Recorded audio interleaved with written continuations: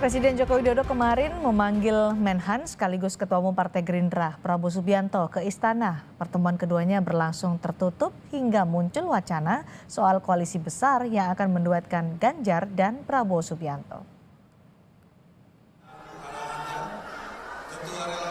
Relawan Projo menyatakan Presiden Joko Widodo masih berupaya mewujudkan duet Ganjar Pranowo dan Prabowo Subianto di pemilu mendatang. PKB adalah partai yang sudah menandatangani dengan Gerindra untuk kerjasama politik 2024. Baru PKB yang sudah tanda tangan, dan kami menghormati kesetiaan loyalitas PKB yang sampai sekarang masih. Karena itu menurut kami PKB memegang kunci Inggris untuk bisa menjadi wakil presidennya Pak Prabowo. Kunci Inggris itu bisa digedein, bisa dikecilin tergantung kebutuhan. Kira-kira seperti itu. Sebelumnya, Prabowo sempat menyebut peluang duet antara dirinya dan Ganjar agak sulit terjadi, sebab dirinya dan Ganjar sama-sama dicalonkan sebagai capres oleh parpolnya masing-masing.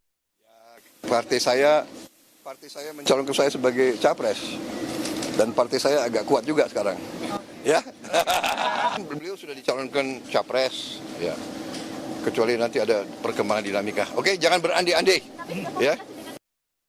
Litbang Kompas sempat membuat simulasi 3 nama bakal capres. Hasilnya, meski Prabowo memiliki elektabilitas teratas, tetapi dalam simulasi 3 nama ternyata Ganjar lebih unggul dalam simulasi 3 nama baca pres. Tingkat keterpilihan Ganjar sebesar 40%, Prabowo 36,8% suara responden, dan Anies Baswedan 23,2% suara. Arah dukungan Jokowi khususnya pada 2 bakal capres Ganjar dan Prabowo semakin ditunggu. Saat menghadiri acara puncak musrah relawan Jokowi di Istora Senayan, Jakarta 14 Mei lalu, Jokowi mengungkap kriteria pemimpin ideal yang dibutuhkan rakyat untuk memajukan Indonesia. Jokowi juga meminta semua pihak termasuk para relawan dan pendukungnya tidak terburu-buru atau gerusa-gerusu menentukan calon presiden. Oleh sebab itu sekali lagi,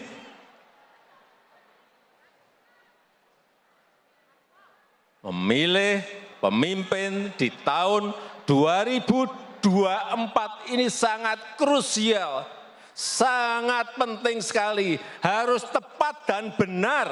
Oleh sebab itu saya bolak-balik menyampaikan,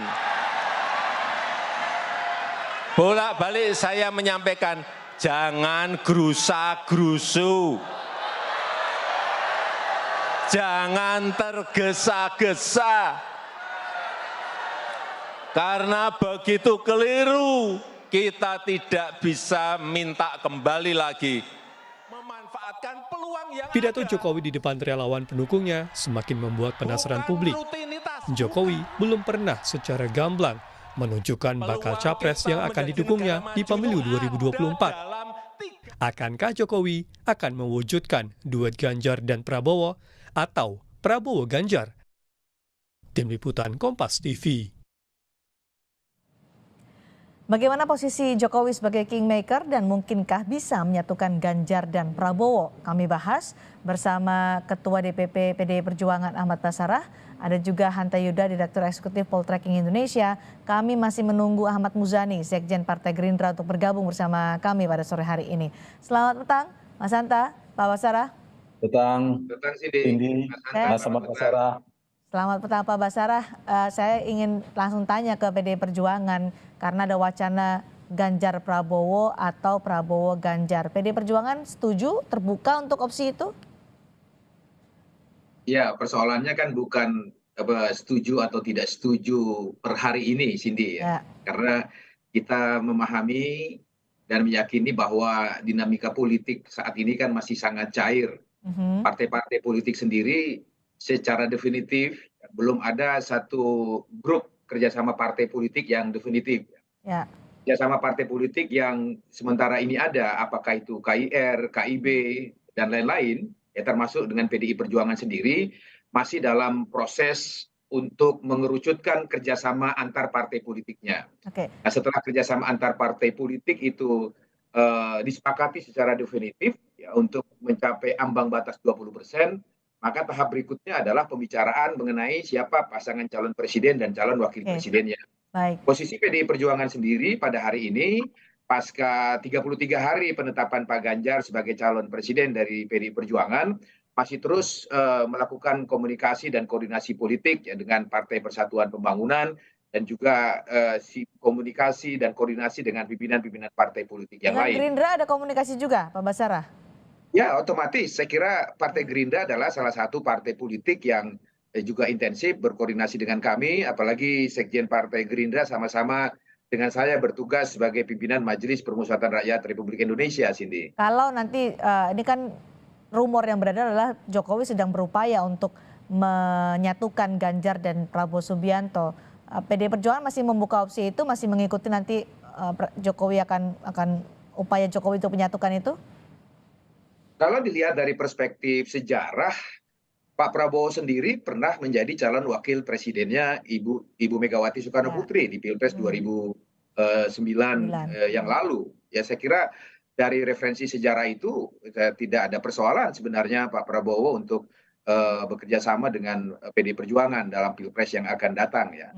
Saya kira pengalaman sejarah sudah membuktikan bahwa kerjasama dengan purnawirawan TNI seperti Pak Prabowo di 2009 yang lalu dan kerjasama dengan tokoh-tokoh Islam dalam hal ini dari Nahdlatul Ulama juga sebagai salah satu referensi sejarah dalam pakem politik yang juga selalu dipegang oleh Ibu Megawati Soekarno Putri. Oke, Mas Hanta, Jokowi sampai sekarang dinilai masih ambigu nih. Ganjar sedikit setengah hati, Prabowo juga masih terus menjalin komunikasi dengan Jokowi. Kemarin pertemuan di Istana Bogor yang tidak ada dalam agenda presiden. Apakah ini artinya memang Jokowi punya upaya untuk menduetkan Prabowo Ganjar, Ganjar Prabowo seperti yang diomongkan oleh Ketua Umum Projo, Budi Ari? Ya, Cindy, sebelum kita membaca kemungkinan kenapa Pak Jokowi ambigu, saya ingin mundur sedikit bahwa sejak awal kita tahu Pak Jokowi itu memiliki 3 skenario sebenarnya, urutan favorit terbaik bagi Pak Jokowi sebagai tokoh politik dengan berbagai macam kepentingannya. Satu, kalau bisa Pilpres itu berlangsung dengan 2 pasangan saja. Yang kita sering diskusikan all the president men, 2 orang, yaitu Prabowo versus Ganjar. Itu yang terbaik. Tapi realitasnya ternyata ada 3 partai yang berpotensi akan mengusung yang tanda petik di luar pemerintahan, yang berdiametral dengan Pak Jokowi posisinya, yaitu Anies Baswedan. Masuk ke skenario kedua. Nah, ini yang mungkin sedang diupayakan atau diikhtiarkan oleh Pak Jokowi. Kalau ada Anies Baswedan maju, maka lawannya juga harus kuat. Bagaimana berupaya untuk menyatukan antara Ganjar dan Prabowo dalam satu koalisi besar yang diistilahkan sebenarnya koalisi besar. Ini yang sedang diupayakan, skenario kedua ini yang dinaikkan. Tapi per hari ini tadi istilahnya Mas Ahmad Basarah juga, per hari ini kan dinamika politiknya seperti ini. Ada skenario ketiga yang paling kuat terjadi, yaitu ada 3 pasangan atau 3 poros koalisi. Anies maju sendiri, Prabowo maju sendiri, dan Ganjar Pranowo maju sendiri. Sepanjang 2 faktor ini yang stabil, maka skenario ketiga yang mungkin akan terjadi, yaitu 1, jika elektabilitas antara Prabowo dan Ganjar relatif stabil, artinya kompetitif dan memiliki peluang kemenangan yang sama. Keduanya kecil kemungkinan ada yang mengalah menjadi cawapres, atau yang kedua, faktor yang kedua, sepanjang Anies Baswedan juga perolehannya stagnan atau stabil di angka itu saja, maka sulit kita menemukan ada koalisi besar menyatukan 2 orang itu. Jadi yang paling mungkin tinggal Pak Jokowi akan mengkalkulasi kalau putaran kedua ini, kalau bisa yang masuk ada Prabowo dan Ganjar juga seperti skenario pertama. Tapi kalau ternyata Anies berhasil masuk putaran kedua, maka Pak Jokowi punya kalkulasi politik untuk memikirkan siapa yang paling siap bertarung dengan Anies Baswedan. Karena itulah komplikasi politiknya menjadi muncul, Cindy, karena mungkin menginginkan skenario terbaik di skenario kedua, tapi realitasnya masih mungkin 3, ya ini menebak komplikasi sepertinya adalah Pak Jokowi mendua. Menurut saya mungkin masih ada upaya untuk menyatukan 2 kekuatan ini. Masih ada upaya, kemungkinan itu masih ada, masih bisa, Mas Hanta? Bisa, kemungkinan. Asal 2 kalau saya baca ya. Selain mungkin ada dinamika kedekatan, mungkin Pak Ahmad Basarah akan mengatakan komunikasi politik. Tapi 2, saya melihat variabel di luarnya. Kalau di antara Mas Ganjar dan Pak Prabowo, salah satu dalam perkembangannya ada jomplang elektabilitasnya, tiba-tiba satu naik luar biasa atau yang satu mengalami degradasi luar biasa, jaraknya jauh, maka yang itu kemungkinan ada yang mengalah, kemudian realistis memilih jadi cawapres. Itu satu. Atau yang kedua, Anies Baswedan tiba-tiba menjulang kekuatannya menjadi nomor satu dan sangat kuat, maka mereka terpaksa harus bersatu untuk mengimbangi kekuatan Anies Baswedan. Sepanjang dua itu tidak ada dalam kalkulasi politik, maka menurut saya masih kecil peluangnya. Bukan tidak ada, tapi peluangnya mengecil. Per hari ini lebih besar peluangnya Ganjar dan Prabowo maju sendiri-sendiri. Begitu demikian, Pak Basarah. Ya, sekali lagi, semua kemungkinan politik itu bisa saja terjadi, Cindy. Tetapi saya kira saat ini banyak pihak, ya, saya kira Mas Hanta juga setuju dengan pendapat yang mengatakan bahwa kalau pemilu presiden itu hanya 2 pasangan calon, maka yang pasti hanya akan ada 1 putaran. Juga akan ada anggaran pemilu presiden yang juga bisa dihemat, ya. Dan banyak lagi kelebihan-kelebihan yang lain. Tapi untuk mencapai pada 2 pasangan calon itu, ya saya kira kalau asumsinya Pak Ganjar dipasangkan dengan Pak Prabowo, tentu saja kalau tadi Mas Hanta mengasumsikan menunggu perkembangan elektoral masing-masing pihak, ya, Pak Ganjar dan Pak Prabowo, tapi sekali lagi dalam hal kesepakatan kerjasama politik juga ada fatsun demokrasi yang harus kita jadikan pedoman. Misalkan sistem atau asas proporsionalitas. PDI Perjuangan tentu sebagai partai politik, pemenang pemilu legislatif dan dapat mengusulkan paslonnya sendiri, berbeda dengan Partai Gerindra yang di posisi 78 kursi, ya, 78 kursi yang tidak dapat mengusulkan sendiri. Kemudian faktor faktor elektabilitas Pak Ganjar juga relatif dalam beberapa survei-survei terakhir juga berada pada posisi puncak. Nah, saya kira itu juga menjadi fatsun demokrasi yang harus menjadi referensi kita juga untuk mengambil simulasi itu, Mas Hanta. Tapi sekali lagi, saat ini Cindy, banyak pihak yang berharap agar pemilu presiden itu hanya 1 putaran, oleh karenanya syaratnya hanya 2 pasangan calon. Saya kira ini paralel juga dengan keputusan KPU RI, DPR, dan juga pemerintah yang memangkas masa kampanye pemilu presiden ini dari 3 bulan 3 minggu menjadi hanya 2 bulan 2 minggu. Oke. Ya, nah, dari PDI Perjuangan sebenarnya gimana, Pak Basarah? 2 putaran atau 1 putaran? Ya, saya kira PDI Perjuangan dalam posisi yang semangatnya adalah menginginkan pemilu presiden ini betul-betul menjadi sarana konsolidasi bangsa untuk mencari pemimpin bangsa Indonesia setiap event 5 tahunan. Sehingga oleh karena itu segala cara yang dapat mengarah pada proses pemilu presiden yang efektif, yang damai, yang betul-betul menghasilkan pemimpin yang berkualitas, yaitu yang tentu menjadi referensi kami untuk dipilih, Cindy. Oke, Mas Hanta, kalau apa sih resikonya atau kelemahan keuntungan jika Pilpres itu berlangsung 2 putaran atau 1 putaran? Ya, itu memang secara konstitusi memang sudah disiapkan, ya, terlepas soal efisiensi anggaran dan sebagainya. Memang arahnya sistem pemilihan kita itu disiapkan untuk 2 putaran untuk memastikan agar si presiden dan wapres terpilih itu betul-betul suara mayoritas, merepresentasikan, bahkan ada persyaratan di pasal selanjutnya itu proporsi dari perolehan beberapa minimal sekian provinsi dan perolehan suaranya di provinsi tersebut. Nah, dari sini maka sebenarnya memang memungkinkan, konstitusi kita memungkinkan, bahkan sebenarnya ini tanda petik problemnya mengapa tarik-menariknya kuat, saling mengunci dan seterusnya, karena ada di luar konstitusi, yaitu undang-undang pemilu kita mensyaratkan presidensial threshold, ambang batas minimal untuk mencalonkan pasangan capres-cawapres kan 20%. Sekiranya tidak ada, misalnya semuanya peserta partai politik, ini saya misal saja, partai politik peserta pemilu atau gabungan partai politik peserta pemilu seperti dalam undang-undang dasar kita, konstitusi mensyaratkan bisa, maka sebenarnya sudah diberikan itu di putaran pertama, bisa 7, bisa 8, dan kita pernah 5 ya kalau nggak salah, 5 pasangan bahkan awal di 2004 itu 4 atau 5 pasang.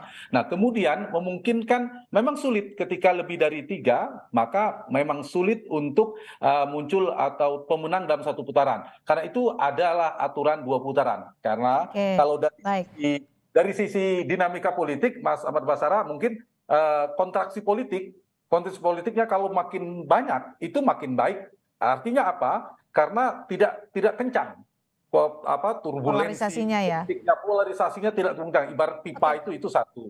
Yang kedua, secara pemilih juga diberikan menu yang lebih variatif. Pemimpin-pemimpin terbaik di luar soal efisiensi seperti Mas Ahmad Basara katakan tadi. Tapi secara konstitusi, Pak Ahmad Basara pimpinan MPR kan yang mengawal konstitusi, ya konstitusi paling tidak membolehkan, paling tidak memberikan ruang untuk kita menuju ke putaran kedua untuk mendapatkan pasangan suara mayoritas. Mas Hanta, kenapa saya tanyakan bisa 2 putaran atau 1 putaran? Karena duet Ganjar Prabowo ini kata relawan bisa membuat pemilu 2024 semakin adem, semakin damai. Artinya hanya 1 putaran saja. Kita akan dengarkan pernyataan dari relawan Projo soal duet Ganjar Prabowo. Ya pokoknya kan kita berusaha menyatukan, menyejukkan supaya pemilu 2024 ini lebih sejuk lah. Kita nggak mau lagi peristiwa-peristiwa sebelumnya terjadi gitu kan. Menyatukan dalam satu pasang atau? Ya apapun, makanya saya udah bilang ini takdir, nanti semua takdirnya. Kita berusaha, Tuhan yang menentukan, gitu kan. Tapi kalau Projo kecenderungannya itu Prabowo Ganjar? Enggak, kita nggak ada kecenderungan, tunggu aja perintah Pak Jokowi, Projo. Betul, kalau Ganjar berduet dengan Prabowo, pemilu 2024 lebih sejuk, lebih dingin gitu, Mas Hanta? Iya, itu tergantung kan, karena lawannya itu kan ada kan. Tadi kan belum memasukkan faktor Anies Baswedannya. Kalau misalnya ada Anies, kemudian Ganjar dan Prabowo berpasangan, ya potensi itu tetap ada. Namanya juga konstelasi politik, kontestasi politik tetap ada potensi polarisasi dan itu tidak bisa dihindari. Meskipun misalnya Ganjar versusnya Pak Prabowo sama-sama orang dekatnya Pak Jokowi, apakah tidak ada namanya juga kompetisi? Menurut saya ya yang penting sesuai dengan konstitusi, tidak melanggar aturan dan lain sebagainya. Jadi Cindy, menurut saya memang dua hal yang berbeda ya antara konstitusi kita sudah memberikan ruang, tapi di sisi yang lain saya kira memang ada dinamika politik yang berusaha ingin menduetkan dua kekuatan ini.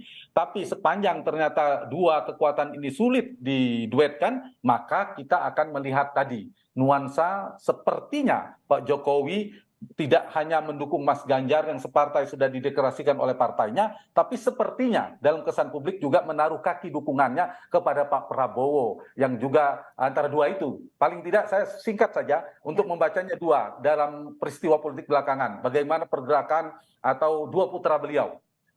Bagaimana dinamika terakhir mungkin karena waktunya sedikit kita sama-sama tahu. Yang kedua adalah bagaimana keterbelahan para relawan. Pesan yang ditangkapkan publik ada dua, Cindy.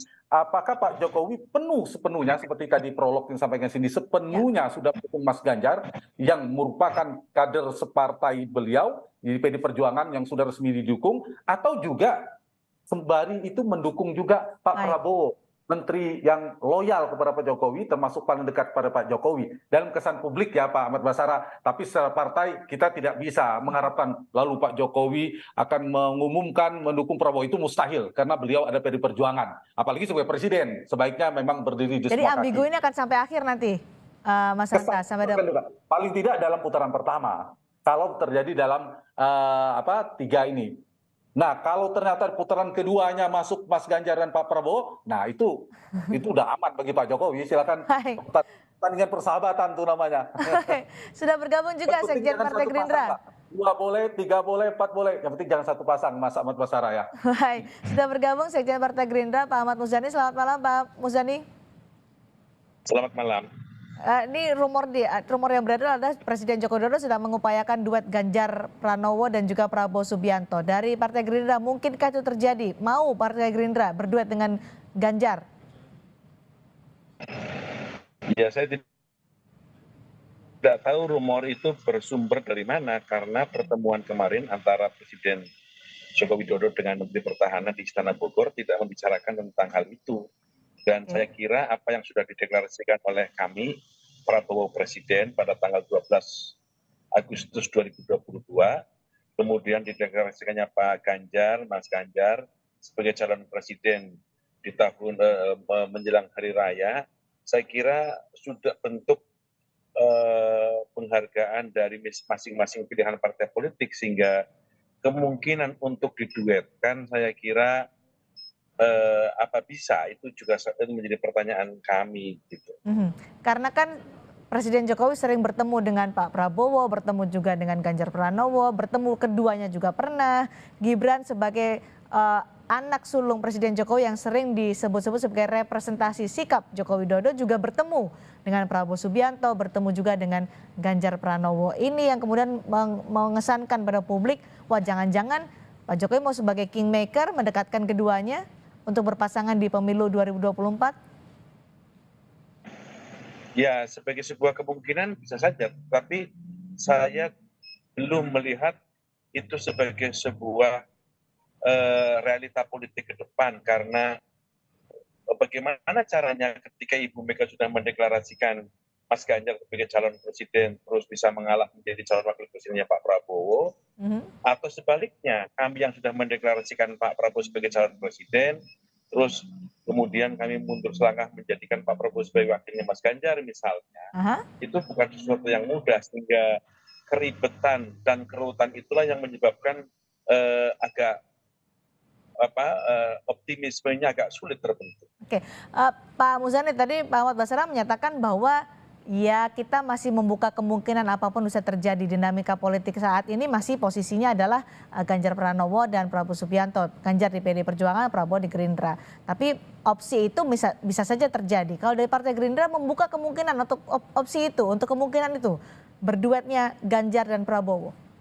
Ya, sebagai sebuah kenyataan politik sih bisa saja. Saya kira apa yang dikatakan oleh Mas Bas, saya kira sesuatu yang mungkin saja. Tetapi problemnya adalah ada kerumitan di masing-masing partai politik yang sekarang ini mendukungnya, baik PDI Perjuangan ataupun Gerindra. Karena itu saya kira yang paling mungkin adalah saling menghormati dan menghargai atas apa yang sudah dideklarasikan dari partai masing-masing, di mana PDI sudah mendeklarasikan Mas Ganjar dan kami sudah mendeklarasikan Pak Prabowo.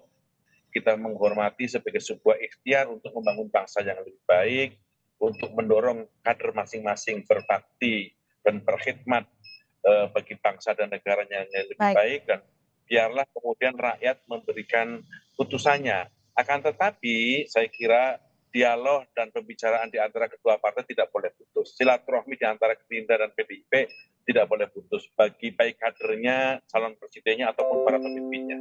Itu saya kira lebih realistis. Kalau begitu opsinya masih bisa terbuka ya, komunikasi terus dibuka, apapun bisa terjadi. Kalau tadi Pak Muzani bilang Gerindra mengalah dengan Prabowo sebagai capres Ganjar Pranowo, sepertinya agak rumit, agak ribet. Kalau dari PDI Perjuangan, mungkinkah Ganjar Pranowo kalau jadi duet ini terwujud menjadi cawapresnya Prabowo Subianto? Mungkinkah itu mengalah? Meminjam statementnya Sekjen PDI Perjuangan, Mas Hasto Kristianto, dia pernah mengatakan dalam sebuah wawancara media dengan menggunakan analog atau istilah, bahkan matahari terbit dari barat pun Pak Ganjar tetap akan sebagai calon presiden. Nggak mungkin ya, nggak mungkin jadi cawapres ya, fix ini. Asas demokrasi kita kan adalah asas demokrasi proporsional. PDI Perjuangan, partai pemenang pemilu, dapat mengusung pasangan calon presiden sendiri. Alhamdulillah setiap disurvei oleh teman-teman surveyor seperti Mas Hanta, PDI Perjuangan selalu menempati elektabilitas tertinggi, dan elektabilitas Pak Ganjar juga demikian. Jadi berdasarkan pertimbangan-pertimbangan itu, rasanya Siti sangat tidak mungkin kalau posisi Pak Ganjar diturunkan gridnya menjadi calon wakil presiden. Ya. Yang paling mungkin itu adalah kerjasama politik dengan calon wakil presiden yang berlatar belakang tokoh Islam, dalam ini dari Nahdlatul Ulama, berlatar belakang Purnawirawan TNI, itu ada referensi sejarahnya. Yang belum ada referensi sejarahnya ini dengan calon wakil presiden yang berlatar belakang pengusaha murni, itu belum ada sejarahnya sejak presiden, wakil presiden dan calon presiden dan seterusnya di beberapa pemilu pilpres yang lampau. Gitu Cindy. Alot nih Mas Hanta, nggak ada yang mau mengalah menjadi cawapres kalau duet ini terjadi, kalau sejarah PDI Perjuangan dan Gerindra kembali bersatu seperti di pemilu presiden 2009. Mungkinkah sejarah itu terwujud meskipun kita nggak tahu siapa yang mau mengalah untuk jadi cawapres? Saya melihat dari per hari ini ya, belum ada tanda-tanda akan bergabung dalam satu koalisi.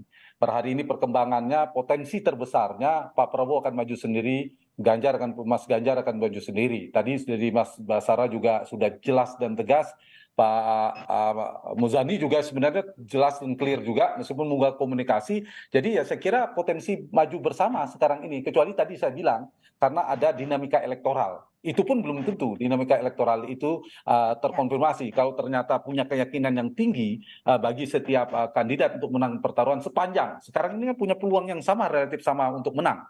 Kedua-duanya, baik secara elektabilitas partai juga, Gerindra ada tren naik, meskipun memang PDIP masih di atas, mendekat jaraknya, paling tidak di survei Kompas terakhir ini. Kemudian kedua, dari elektabilitas juga naik turun, mereka bersaing ketat. Nah, dari sisi ini maka, Cindy, saya pada analisis saya awal, maka peluang akan maju bertarung masing-masing sangat kuat. Jadi peluang bertandingnya lebih kuat. Di putaran kedua saja dua pilihan, tetap bertanding.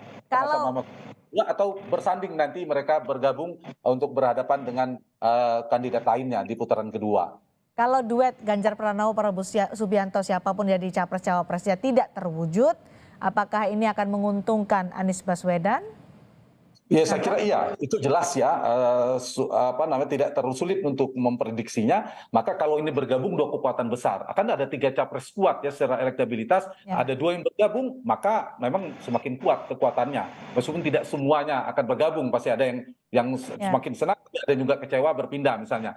Tapi dari sisi Mas Anies Baswedan, maka kalau 3 pasangan itu lebih menguntungkan dari sisi Mas Anies, sehingga ada peluang untuk bertarung masuk putaran kedua. Siapa yang paling berpeluang masuk putaran kedua? Semuanya punya peluang, baik Pak Prabowo, Mas Ganjar, termasuk juga Mas Anies kalau ada 3 pasangan.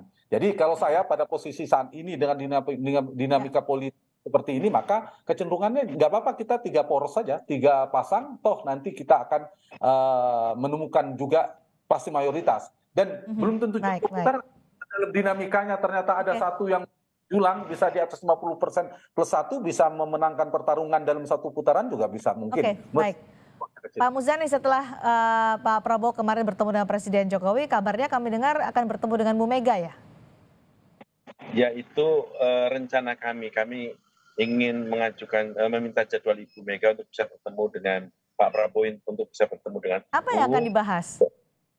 Ya tentu silaturahmi, karena Pak Prabowo sudah cukup lama tidak berjumpa dengan Ibu Mega, dan sejak hari raya kan sampai sekarang belum berjumpa, sehingga saya kira pertemuan antara Pak Prabowo dengan Ibu Mega itu menjadi penting, paling tidak itu sebagai sebuah pertemuan dan silaturahmi di antara para pemimpin. Akankah membahas koalisi besar antara PDI Perjuangan dan Gerindra?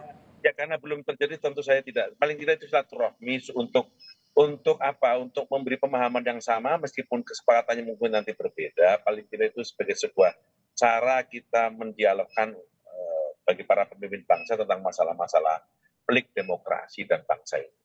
Oke, terakhir untuk Mas Hanta, dengan dinamika saat ini apakah Jokowi bisa disebut sebagai kingmaker atau nanti Jokowi sedang berupaya tetap keputusannya pada Megawati Soekarnoputri sebagai Ketua Umum PDI Perjuangan? Ya, ini kedua-duanya kingmaker. Tapi yang dari sisi pemegang boarding pass pastilah Ibu Mega dan Ketua Umum yang lainnya. Pak Jokowi tidak bisa mendaftarkan tanda tangannya, tapi punya pengaruh politik sebagai presiden, punya kedekatan dan lain sebagainya. Nah, karena itu saya kira memang akan ada 3 hal secara singkat. Satu, Pak Jokowi mungkin akan melihat kalau Mas Ganjar yang dukung sepenuhnya, ya saham politik terbesarnya pastilah Ibu Mega. Pak Jokowi tidak lebih besar dari Ibu Mega. Kalau dengan Pak Prabowo mungkin bisa langsung, tapi bukan separtai. Jadi ada plus minus. Yang kedua, Pak Jokowi tetap membaca, mencermati perkembangan elektabilitas Anies Baswedan, saya lihat. Dan yang ketiga, mungkin juga Pak Jokowi masih berikhtiar untuk menggabungkan 2 koalisi ini. Tapi kalau tidak bisa, saya kira kita akan menemukan seolah-olah tadi ya, mengesankan Pak Jokowi antara mendukung rekan separtainya, Mas Ganjar, atau tetap juga kepada menteri yang loyalnya yang cukup dekat, yaitu Prabowo Subianto. Kesan itu sulit untuk kita berhenti dalam waktu dekat. Kesan itu akan terus kita temuin karena berbagai macam dinamika politik, ya kesannya Pak Jokowi mendua, sulit dihindari. Tapi apapun, kira keduanya membuka ruang komunikasi. Itu dia. Itu poin paling penting. Gerindra, PDI Perjuangan membuka ruang komunikasi, akan ada pertemuan Prabowo Subianto dan juga Megawati Soekarnoputri, tentu akan menarik apa hasil dari pertemuan yang dibicarakan oleh kedua tokoh politik ini. Terima kasih Pak Ahmad Muzani, terima kasih Wan Basara, dan juga terima kasih Mas Hanta sudah bergabung di Sapa Indonesia malam hari ini.